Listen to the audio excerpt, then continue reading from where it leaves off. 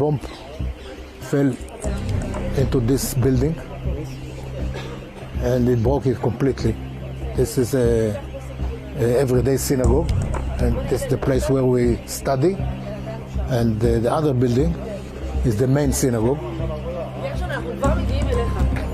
And they are both completely destroyed. But we are very happy that no one was inside. This is something to celebrate.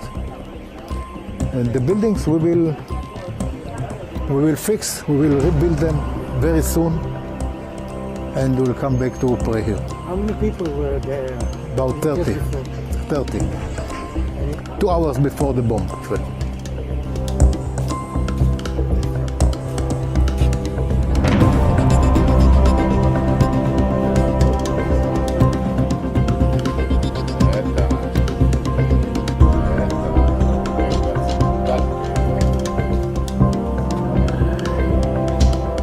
I live in Haifa, only an apartment which was damaged yesterday very seriously.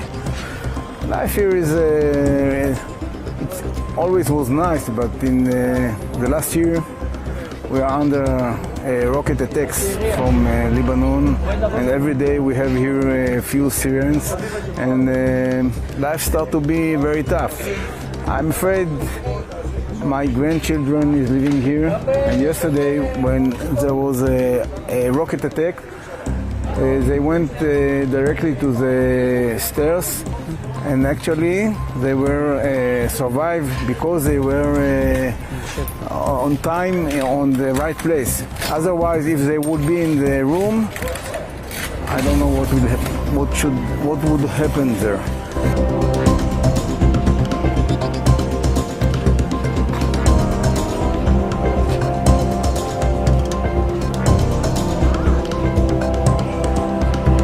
Anyway, I hope the fight will end it soon, and we can go back to our routine life.